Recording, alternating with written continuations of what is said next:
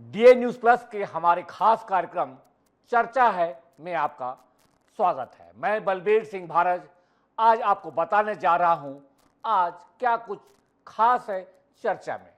पहली बड़ी खबर जो छत्तीसगढ़ से है, जो चर्चा में बनी हुई है, वह है मंदिर का प्रसाद।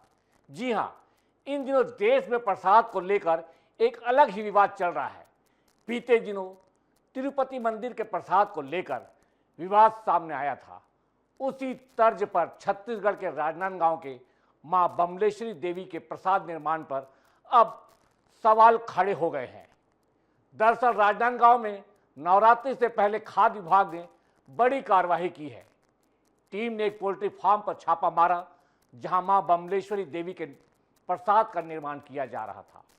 टीम को वहां श्री भोग प्रसाद के पैकेट मिले जो डोंगरगढ़ स्थित मंदिर में वितरित किए जाते हैं, ऐसा बताया जा रहा है। जांच में सामने आया कि 5000 स्क्वायर फीट के परिसर में ये जो पोल्ट्री फार्म है उसमें प्रसाद बनाने की फैक्ट्री भी साथ साथ चल रही थी। यह प्रसाद भक्तों द्वारा मंदिर के पास दुकानों में बेचा जाता है जिसे भक्त खरीदते हैं। खाद्य सुरक्षा टीम ने इस मामले में सख्ती दिखाई है। भक्तों को सेहत की रक्षा की जा सके, आस्था से खिलवाड़ न हो, इसलिए ये पूरे मामले पर खाद्य विभाग की टीम ने अपने मुखबिर की सूचना पर यहां पर दबिश दी। दबिश के दौरान यह भी खुलासा हुआ कि संचालित फैक्ट्री का पंजीयन तक नहीं है। साथ ही पैकेजिंग में भी बड़ी गड़बड़ी दिखी। इसमें मानक तिथि, बैच नंबर अंकित नहीं है। खाद्य विभाग की टीम ने प्रसाद का सैंपल जांच के लिए लिया।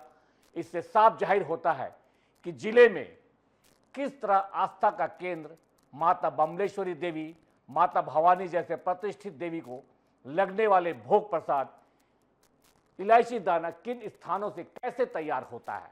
साथ ही सवाल उठने लगे हैं कि आखिर कैसे लोगों की आस्था के साथ खिलवाड़ किया जा सकता है। क्या प्रशासन इस पर कुछ देख रहा है? क्या पता इस बारे में और क्या कुछ है। हालांकि हमारे संवाददाता ने जब मंदिर के ट्रस्टी से बात की तो उन्होंने बताया कि मंदिर में जो प्रसाद का वितरण होता है वह यहाँ जहाँ पे ये छापा पड़ा है फैक्ट्री में, वहाँ से उसका हम नहीं मंगवाते हैं। हमारे प्रसाद हमारे अपने तरीके से हमारे अपने लोगों के द्वारा दिए जाते हैं। तो ये प्रसाद की जो बात है यह बड़ी ही विचित्र बात है कि देखिए कैसे एक तिरुपति का मामला होता है, उसी कड़ी में रायपुर में भी राजनांदगांव में भी इसी तरह की बात सामने आती है कि यहां भी प्रसाद को लेकर झंझट है। हालांकि इस पे अभी कुछ स्पष्ट नहीं है कि एक्चुअल में जहां से ये प्रसाद बनता है वही प्रसाद देवी मां के मंदिर में चढ़ता है, मां बमलेश्वरी में चढ़ता है, क्योंकि ट्रस्टियों का कहना कुछ दिगर है। सबसे पहले तो आपको मैं बताना चाहूँगा ये सीजनेबल काम है और ये मैं सिर्फ एक लोकल मार्केट में सप्लाई करता हूँ, जैसे डोंगरगढ़ और राजनांदगांव। और ये बस बहुत लंबा समय काम नहीं चलता। ये बस ये नवरात्रि आती है, दीपावली आती है, उसके बाद फिर हमारे को 6 महीना काम हमको बंद रखना पड़ता है। बमलेश्वरी मंदिर ट्रस्ट समिति द्वारा कभी भी किसी भी फैक्ट्री से इलायची दाने की खरीदी नहीं की जाती, ना ही मंदिर परिसर में इलायची दाना का प्रसाद के रूप में वितरण किया जाता है। मंदिर में हमेशा की तरह श्रद्धालु द्वारा जो नारियल चढ़ाया जाता है उसी को बधार कर उसका वितरण किया जाता है। इसके साथ ही नवरात्र पर्व पर जब नारियल बधारना प्रतिबंधित होता है उस वक्त पे मंदिर द्वारा मिश्री दाने का प्रसाद के रूप में पैकिंग कराकर उसका वितरण श्रद्धालुओं को किया जाता है। कुछ लोगों द्वारा जो भ्रामक बातें मंदिर ट्रस्ट के द्वारा के बारे में लिखी जा रही है वो निरर्थक है और इससे किसी को भी इन बातों पे नहीं आना चाहिए। इस कड़ी में एक हैरान करने वाला मामला जो आज चर्चा का हिस्सा है वह है ट्रैफिक में फंस गए ट्रेन। अपने ट्रैफिक में फंसे लोगों या गाड़ियों के बारे में तो सुना ही होगा, लेकिन क्या आपने कभी सुना है कि ट्रेन भी ट्रैफिक में फंस गई? जी हां, बेंगलुरु में ऐसा ही एक मामला सामने आया है। यहां आउटर रिंग रोड के पास मुन्नेकोला रेलवे फाटक पर इतना जाम लग गया कि ट्रेन को रुकना पड़ा। इसका वीडियो सोशल मीडिया पर जमकर वायरल हो रहा है। वीडियो में साफ तौर पर देखा जा सकता है कि कई गाड़ियां रेलवे ट्रैक पर पहुंच गई थी, जिससे यहां रेलवे फाटक को बंद नहीं किया जा सका। नतीजा यह हुआ कि जिस ट्रैक पर ट्रेनें दौड़ती हैं वहां पर गाड़ियां फंस गई। लोगों का कहना है कि जब ट्रेन मुन्नाकोला रेलवे फाटक पर आई तब यहां पर पहले से ही रोड की गाड़ियां, वाहन, कारें, ट्रकें आ चुकी थी, लेकिन फाटक बंद नहीं किया जा सका। इसे देखते हुए ट्रेन के ड्राइवर ने गाड़ी रोक दी और ट्रेन को खड़ी करना पड़ा। बताया जा रहा है कि चूंकि फाटक खुला हुआ था, इसलिए यहां पर इतनी गाड़ियां अनियंत्रित हो गई एक दूसरे से आगे निकलने की होड़ में कि यहां पर जाम जैसी स्थिति बन गई और करीब बताया जा रहा है कि इस मशक्कत में घंटों लग गए, तब तक ट्रेन खड़ी रही। वाकई यह मामला हैरान कर देने वाला है। वीडियो वायरल होने के बाद रेलवे ने पूरे मामले की सच्चाई बताई और लिखा, सोशल मीडिया में जो दावा किया जा रहा है वह गलत है। लोको पायलट ने एक धमाके की आवाज़ सुनी थी, इसलिए रेलवे क्रॉसिंग से पहले ट्रेन रोक दी। लोको पायलट और ट्रेन मैनेजर ने पूरी ट्रेन को चेक किया। जब क्लियर किया गया कि ट्रेन में कोई समस्या नहीं है, तब जाकर इसे रवाना किया गया। ट्रैफिक जाम की वजह से ट्रेन नहीं रुकी, जबकि आम लोगों का कहना था कि यहाँ पर कारें, मोटरसाइकिल और अन्य वाहन रेलवे ट्रेन की ट्रैक पर फंस गए थे, जिसकी वजह से यह ट्रेन रुकी। बहरहाल यह एक विचित्र मामला है जो वीडियो में देखने पर बड़ा ही असहज सा लगता है कि एक ट्रेन खड़ी है और वहाँ से वाहन, जो रोड के वाहन है वह निकल रहे हैं, लेकिन ट्रेन ट्रैफिक जाम में इसलिए फंसी है क्योंकि वाहनों की कतार लगी हुई है। तो यह एक दिलचस्प मामला है जो हम आपको बताना चाहते थे। एक और राजनीति से जुड़ा हुआ विषय है जो आज चर्चा में शामिल है, वो है पार्षदों का शुद्धिकरण। दरअसल जयपुर नगर निगम में कुसुम यादव ने हनुमान चालीसा और मंत्रोच्चारण के बाद मेयर का पद ग्रहण किया।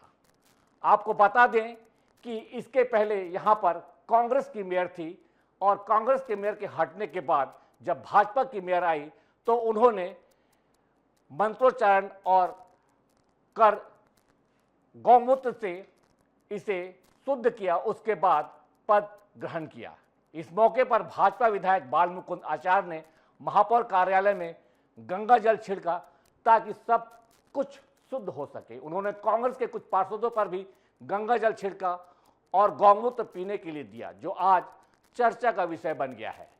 कुसुम यादव से पहले यहाँ की मेयर कांग्रेस की मुनेश गुर्जर थी, लेकिन उन्हें भ्रष्टाचार के आरोप में हटा दिया गया। अब भाजपा की मेयर बनने पर कांग्रेस ने इस पर कड़ी प्रतिक्रिया दी है। बाल मुकुंद आचार्य ने कहा, आज गंगा जल के शुद्धिकरण किया गया है। हमने वैदिक मंत्रों से पूजा और नौमी तिथि पर कुसुम यादव को मेयर बनाया है। नगर निगम में पवित्रता और शुद्ध वातावरण रहेगा और हेरिटेज का पूरा विकास होगा। अधिकारियों की भी शुद्धिकरण की गई। विधायक बाल मुकुंद आचार्य ने बताया कि भाजपा के समर्थन में आए कांग्रेस पार्षदों को भी गंगा जल और गौमूत्र पिलाया गया। वैदिक मंत्र का उच्चारण उनके कानों में भी किया गया। अब वो पूरी तरह सनातनी हो चुके हैं। अब इस शहर को सुंदर बनाने के लिए सब साथ है। यहाँ अधिकारियों को भी शुद्धि कर दी गई है। अब तक अधिकारी भी अशुद्धि में चल रहे थे, उनकी भी मजबूरी थी, उनसे इस तरह का कार्य करवाया जा रहा था क्योंकि यहाँ पर कांग्रेस के लोग थे जिन पर अधिकारियों का बस नहीं चलता था, और ऐसा कहना है भाजपा के नेताओं का। इस कड़ी में अगली खबर जो है वह है काफी दिनों से चर्चा में बनी हुई, वह है भाजपा सांसद और ख्यात अभिनेत्री कंगना रनौत की फिल्म इमरजेंसी को लेकर। इसकी रिलीज डेट पर एक बार फिर टल गई है। इस पर 30 सितंबर को फिर से कोर्ट में सुनवाई होगी। फिल्म की रिलीज को लेकर आयोजकों ने बताया कि इसकी रिलीज डेट बार बार क्यों टल रही है। पहले तो सिखों की आपत्तियों के चलते इसकी रिलीज डेट रोकी गई।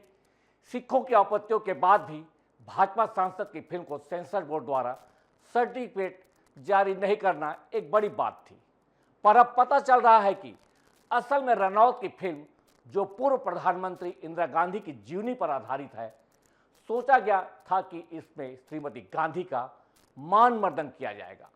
लेकिन अब बातें निकलकर यह आ रही हैं कि फिल्म में इसके उलट श्रीमती गांधी की काफ़ी तारीफ की गई है।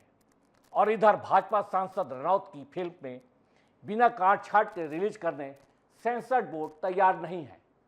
इससे पता चलता है कि बात सिर्फ सिखों की आपत्ति तक सीमित नहीं है, मामले में कुछ राजनीतिक दांव-पेच भी फंसे हैं। अब फिल्म की रिलीज डेट पर रुकावटों के बारे में आपको तफसील से बताते हैं। सबसे पहले इसकी रिलीज डेट 6 सितंबर को होने वाली थी, लेकिन आपत्तियों और सेंसर बोर्ड के रुख को देखते हुए डेट बढ़ा दी गई। आपको बता दें, बॉम्बे हाईकोर्ट में सुनवाई के बाद कोर्ट का कहना था कि फिल्म तभी रिलीज होगी जब मेकर्स सेंसर बोर्ड के बताए गए कट्स लगाएंगे।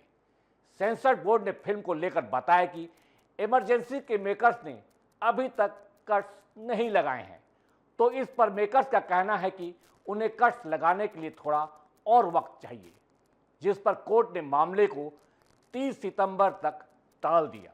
बताया जा रहा है कि फिल्म में सेंसर बोर्ड के सुझाव पर 11 संशोधन की बात मेकर्स ने मान ली है, जिसके लिए मेकर्स ने और समय की मांग कोर्ट से की है।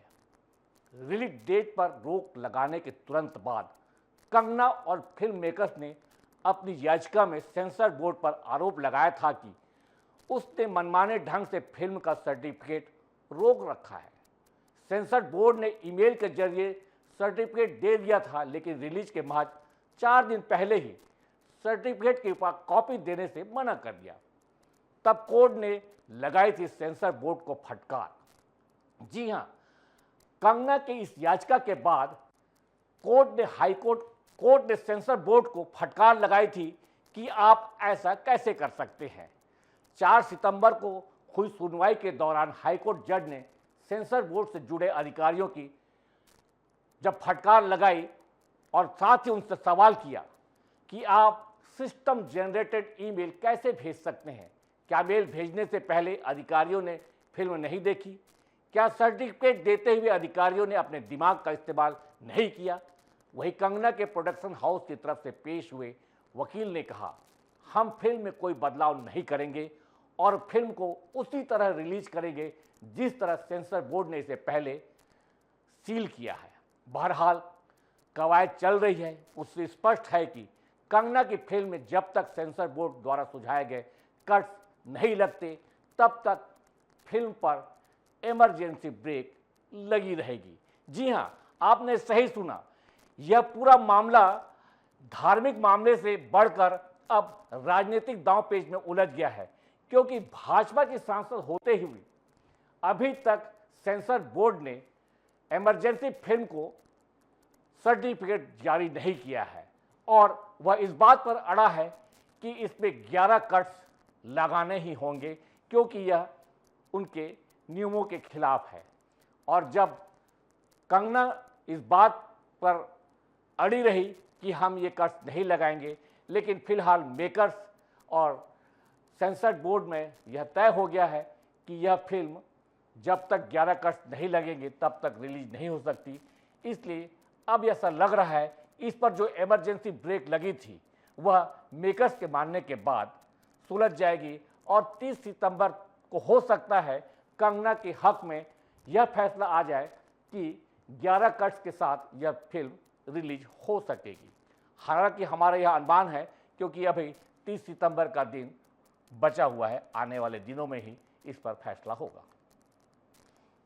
तो आज आप देख रहे थे हमारे विशेष कार्यक्रम चर्चा है में आज किन किन सब्जेक्ट पर लोगों की नज़रें बनी हुई हैं, और इसी तरह हम आपको चर्चा में आपके द्वारा जो खबरें चर्चा में हमेशा बनी रहती हैं उस पर आपको कुछ और नई जानकारी देने के लिए आप हमारे साथ चर्चा में बने रहिए। हर दिन यह चर्चा का प्रोग्राम आता है और आपको हम नए नए विषयों पर इस तरह की चर्चा कर आपको बताते हैं, उन खबरों का खुलासा करते हैं। तो तब तक के लिए हमें आज्ञा दीजिए।